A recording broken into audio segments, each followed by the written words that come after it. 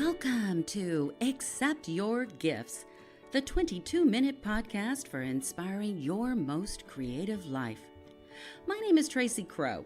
I'm an author, writing coach, and Marine Corps veteran. I'm looking forward to co-creating today's show with you. So if you're ready, are you ready? I'm ready. So if you're ready to live a more creative, more magical life, let's get started.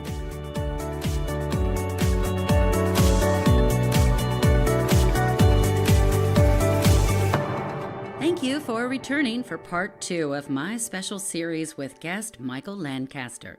If you recall, Mike is a West Point graduate, class of 1967, and he flew a helicopter gunship with the 101st Airborne in Vietnam. I first met Mike a couple of years ago through mutual Facebook friends, and all of us have learned to pause through our often mindless timeline scrolling whenever we come across a Michael Lancaster post. Because a post from Mike offers a much-needed poetic, meditative time out. Whether he's sharing reflections about the salt ponds outside his Virginia home or about the wildlife inhabiting those salt ponds, Mike has a way of seeing and honoring the sacredness within it all. And when his wife of 51 years, Ellen, passed away 8 months ago, we witnessed how poetry and life on the salt ponds appear to be assisting our friend through grief and through his own life transition without Ellen. So let's pick up where we left off Tuesday with Mike, his insights about the meaningful connections with nature, and how he even constructs a poem in such a way as to honor the divinity within everything. Let me take you back now to another dimension of me, which I think is critical. On the one hand, I'm well aware of both the content of metaphor and how I want to use it to live my life. On the other hand, my entire life, from the time I was 6, I have been a deeply rooted Catholic Christian. And I really played the game. You know, I for many years, I prayed the monastic prayer of the hours, right from the very books. You know, that in the Catholic Church, that's something that all of the clergy have to do, especially if you're in a monastery, and all of the laity, or all the religious people, nuns, and everybody have to do that. But the laity is encouraged to do that. Well, I've also had spiritual direction over the years, and this is where I'm going to. This is crucial to who Mike Lancaster is. I was struggling with several issues about the Catholic Church, and I can't continue to do that today. I mean, and you know, my fallback is, look, it's just an institution of men and women. Why would it be any better than any other institution? And you can't demand that of them because you don't demand that of yourself. Okay, got it. And then I leave it there, and then I pick it up off the table again 2 years later and start arguing with myself. But I started taking spiritual direction. And I've done that a number of times with a number of different people, mostly with people who were friends who were, you know, they were spiritual directors, but they were friends. Right. I played music, had a band for many years, and we went in and did prison ministry. We went in and did ministry on military bases. We did with college students and stuff like that. Mm-hmm. All of us are a little too old and too right now that I'm not, but the other 2 guys in the band are. So we get together once a year for a reunion and sit around with very expensive whiskey and play music and don't sleep. It's wonderful. It's absolutely wonderful. I bet. So I have had a connection inside the church all along with music.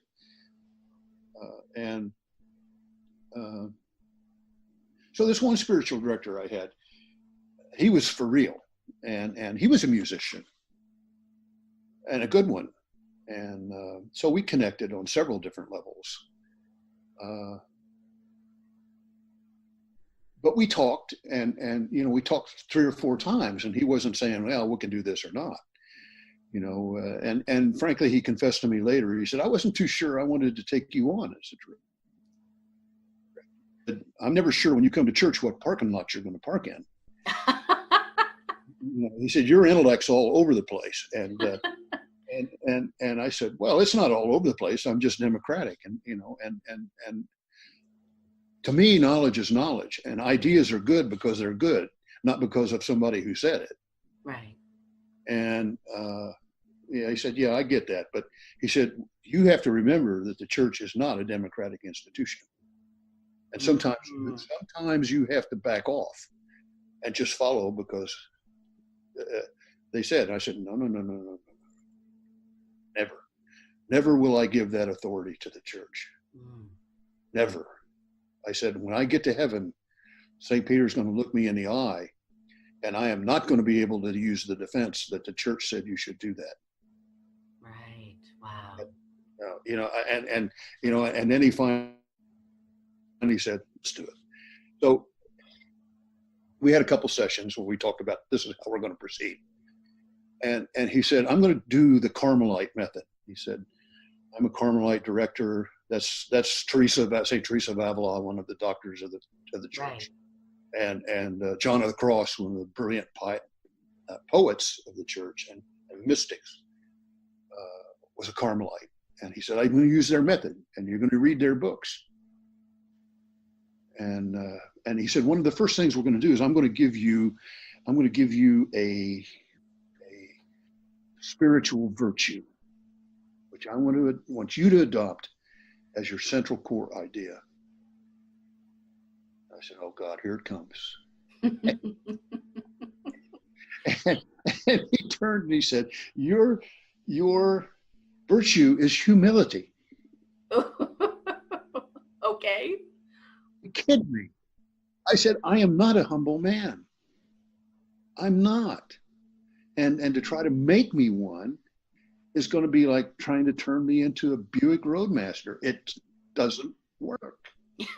What was his response? And he said, no. He said, you don't understand what humility is. And I said, okay, tell me. And he said, it has 2 or 3 parts. All 3 are very important. And the next words he spoke to me were the most life-changing words I have ever heard. Wait a minute. Let me brace for impact. Okay. No impact. Okay. No. All right. Go.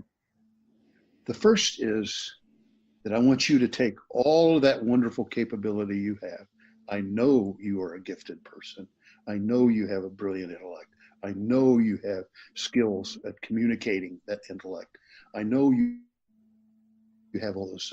He said, I want you to think of yourself as a thoroughbred racehorse. And I want you to go into the gate and stand there and all of your muscles shaking. And you're waiting for that one very quiet word that comes from the master that says, run. And I want you to run like the wind when you hear those words. Okay, I got it. And so he said, that's who you're for. Nobody else. In the end, that's who you're for. And you will hear that word. You will hear that word. And I've heard that word several times. Oh, wow. And the second thing is humility. He said, if you want to break down humility, way of looking at what I just told you. He said, let's take a concrete example from your life. When you love your wife, broadly speaking, and here's where people go wrong. When you sit and talk to your spouse, to your wife, or she's talking to you, you empty yourself completely of all of your concerns, all of the poems you're writing, all of this and that and the other thing that's occupying your space right now. And you empty that all out, just like the tides in the salt ponds. Empty it all out for life to come in. And you sit there and you focus on that woman and you let that woman fill you like water coming in the channels. And we practiced that at a critical time. uh, in the quiet, in the silence, on the snow. And so when you consider nature, and this is what I do every day, at least twice a day, sometimes more than that. And I can sit right here at the computer and I can turn my head just like this, and I can see the expanse of the salt ponds. Okay, wait, let me stop you. Describe for listeners who are not familiar with salt ponds. What are they? What are you seeing? I sit here, and they're all up and down the Chesapeake and in the area. And actually they go down through the Low Countries into the Carolinas. And basically what they are wetlands, tidal wetlands. And in this case, it's a special one called the Chesapeake wetlands. And it's seagrasses on mud, and the mud hummocks in there that have been carved by tides over the years, maybe as much as 16 feet tall. If you empty all the water, 16 feet of mud, wow. and then 4 feet of grass on top. Okay. And then you have these little pockets of trees around that give definition, but I got to move my foot here. So you're beginning to set metaphor and religion come together in a model which I've kind of built for myself, where everything I do, everything I touch, everything I love, I empty myself for. And in a way, the salt ponds has become an extension of divinity for me. Ah. Okay, and so, and this is what Wendell was getting at. Uh-huh. In his poems about the Sabbath. He said, I work my farm for 6 days, and I walk through the stile, and I walk into the woods, and I walk into God's farm, and I lay down and I rest. I rest in his growth. And I can't tell you how much that little damn book meant to me. I can see. Yes. I read it. I must own a copy right away. 8-10 years of the Sabbath poems that he did. Enough to hear one of your poems at this point? Yeah. Let me. I'm going to cheat. You said 2 poems. I'm going to cheat because of other poems I wrote. One of them had a great background to it because it was a learning experience as poetry for me, but it was an explaining experience to other people what poetry was. The learning experience for me was I had taught for years that poets don't sit down in the middle of the night. I mean, Coleridge didn't sit there in an opium spell by candlelight and firelight and scratch off Kubla Khan. It didn't happen. Right. I mean, these are carefully written, thought out poems. Okay. Fast forward to Lancaster sitting on the deck with one of his buddies from work. And he kind of looked at me across the table and said, well, how do you write a poem? What's a poem? And I said, it's a way of seeing something in a new way.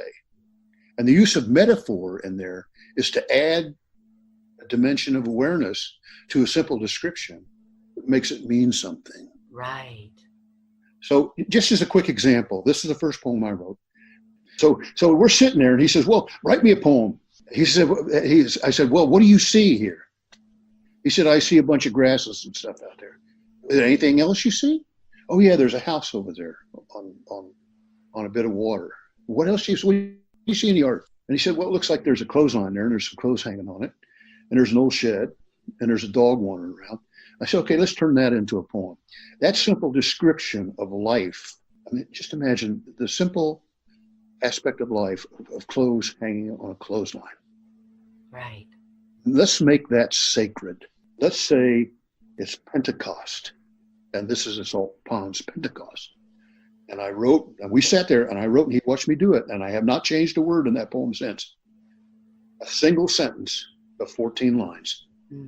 Kingfishers muttering furiously, bordering the life of a family known in a clothesline of 6 pairs of jeans pinned upon a lifeline of wire stretched from a weathered shed to a post, anchoring its occasional fabric burdens, as well as a line of tomato plants scrambling into amid the clarion wake-up call of red-winged blackbirds, providing descant and the promise of indolent summer. Oof. And so all of a sudden, that simple awareness becomes, when you bring in that metaphor of Pentecost and the kingfishers singing and the red-winged blackbirds and remember, Pentecost was all about words, languages that spoke to everyone. It was about noise. I mean, I have played music with many charismatic groups whose prayer was the glossalia. Just, you turn your vocal cords over to the Holy Spirit.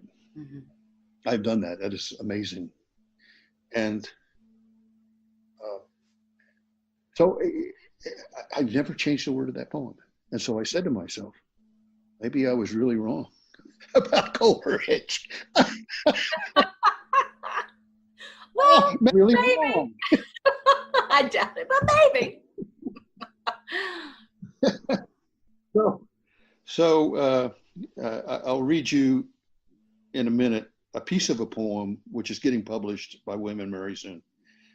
The end of which is going to be the kind of a preamble to my book. And then the other poem I really want to read you is the poem that I've told everybody is my last poem. Oh. And everybody went crazy. And they said, what? You can't stop writing poems. Well, I said, this is my last poem. This is everything I want me and my poetry and my life to be. So wherever I am, whenever I pass, this poem is going to be published in my last book, or wherever you all want to put it. But this is my last poem. So I'll read those to you eventually here, whenever you're ready. I very immediately saw the divinity of the salt ponds. And there is the Holy Spirit in the Christian tradition of Trinity is the power that continues and magnifies life, all for the praise of the Father. In the Trinity is to me is as simple as pie. It's very easy. I don't have a problem with it. Everybody has a problem with it because they say, I can't have 3 gods in one God. Stop. Don't even go there. The Father is the impulse. He spoke the word, let there be. And Jesus is the word. He made everything. And then he humbled himself. And I had one of the most magnificent meditations one night. Scared the shit out of me. But I actually saw all of that happen in an instant. There's something about the intensity of noise that causes you to leave your senses. That's happened to me at least twice. Once was under a severe rocket bombardment in Vietnam when they were trying to blow up all of our helicopters. And they got a few. The noise is so intense, you can't even move out of the way. You just sort of lay down. Right. Mike, let me go someplace with you before we get close to wrapping up here. For those who know you personally, even those of us who know you through the magic of Facebook or social media channels, we know that the last few years for you have been quite a personal struggle because your beloved wife, Ellen, was ill and you lost her back in June. Right. And I don't know if you know this little story, I don't think I shared this with you, but there was, maybe because my middle name is Ellen, there was something that, some sort of connection I always felt to her and to the two of you. Yeah. In June, the night she passed, I happened to be in Austin spending the night with my daughter. I had a workshop to teach in San Antonio the next morning. And for some reason, around 3:30 in the morning, I woke up with the most beautiful music playing in my head. It was this music that I sometimes play when I'm teaching a writing workshop and I'm taking my students through a shamanic writing exercise.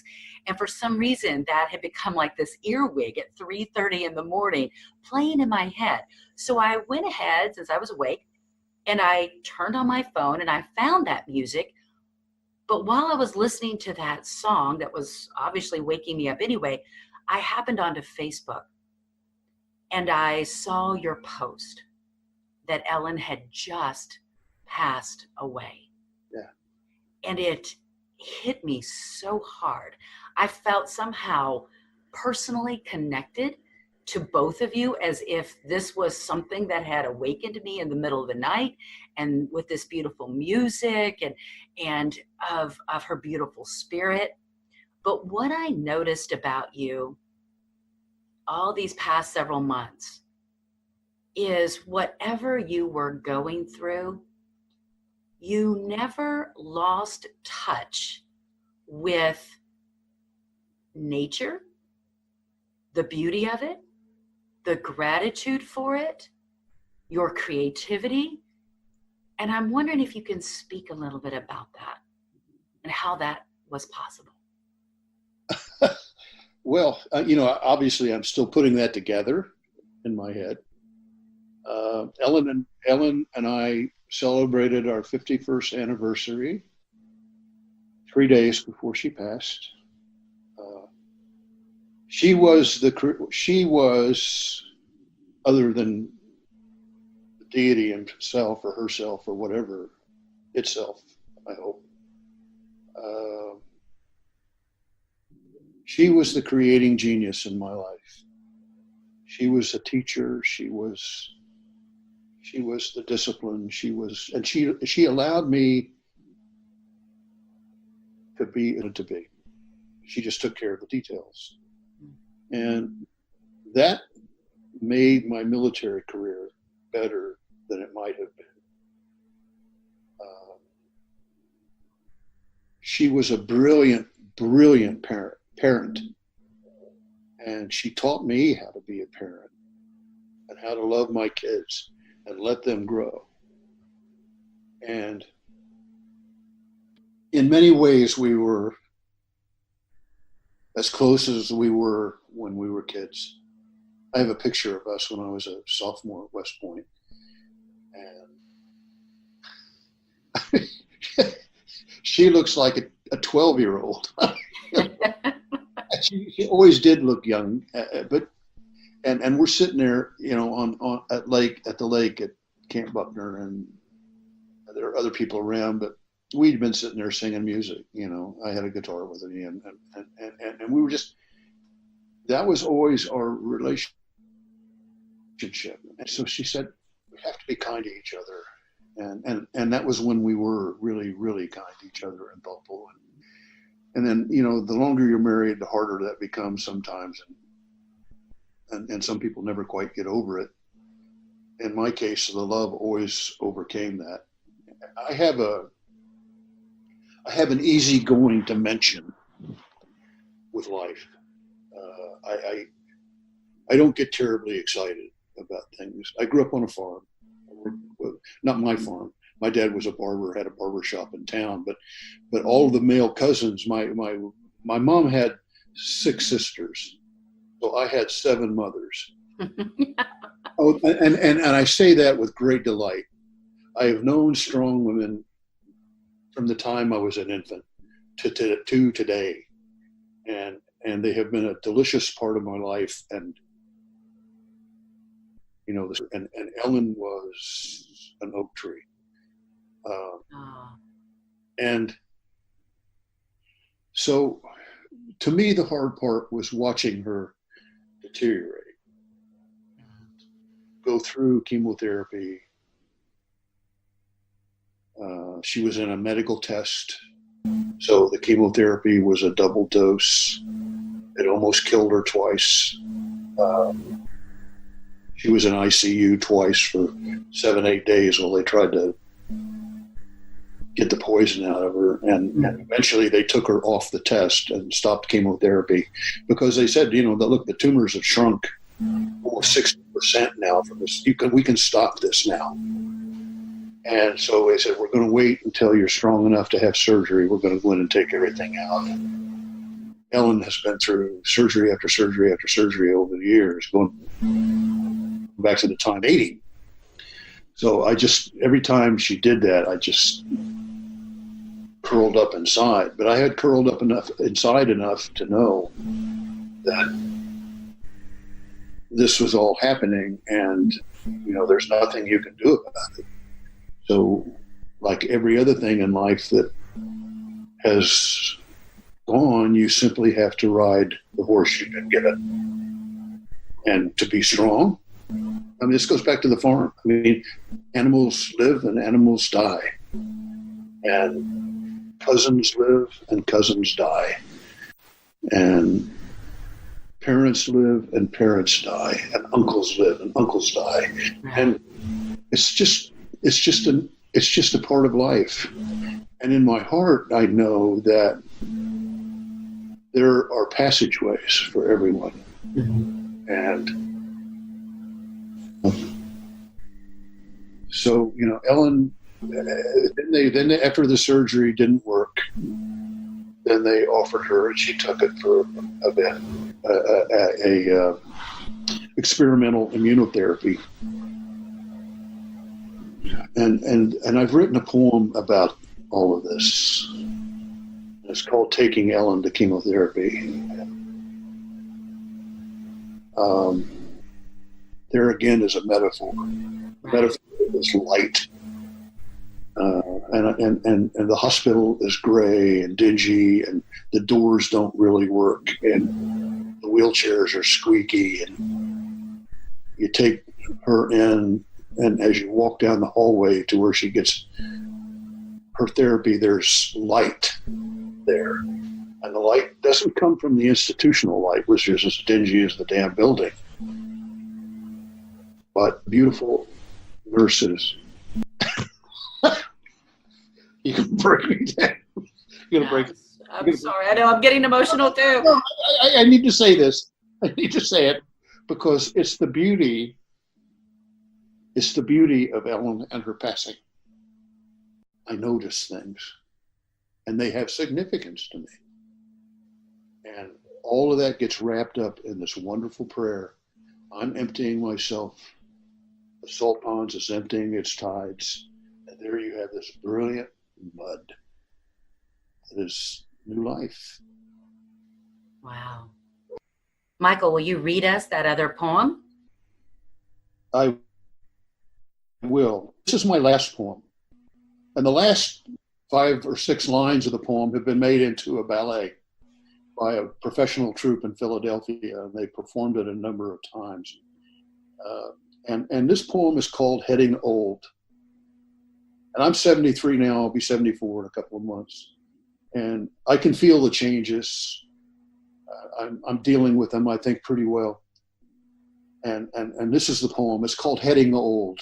And I want it to be my last, published as my last poem, because it says everything I want to say. Years now on salt ponds, poems tracking generations long past, generations deeply forward, life after life, arriving, being, passing to life matter, mud, water, new life, grasses, birds, fish uncountable, crustacean fish, immortality. In consciousness, I too am circular life, limning its cadences, urgent as life, even as my cadence slows from its primal assertion to be my father. Miming his pace, I sought his side, then strode strongly past, completing his dreams, now immortal in me. In time, my children and theirs stream my immortality and their urgency. My cadence now slows to bird life, soft, spare, vulnerable to all, mine to teach me the exquisite truth, who companion my slower life on a fall day in great pale sun, lovely mute colors, breezes turning my hair to winter white, warm yet in memory, in grace, vision, astride 1 foot firm in this wonderful place, 1 foot testing new ground that feels more like home. Oh. Mike, thank you. You bet. For having accepted your gifts, and especially for sharing them with all of us. Thank you so much for being with us today. Yep, you're welcome. You're most welcome. I hope you enjoyed today's co-creative listening experience. Please remember to leave a comment about the single greatest takeaway for you today. You know, that one thing you will remember from this day forward. Was it something funny or provocative? Was it just what you needed to hear? Please share so we can all benefit. And remember to return Tuesdays and Thursdays to Accept Your Gifts, the 22-minute podcast for inspiring your most creative life.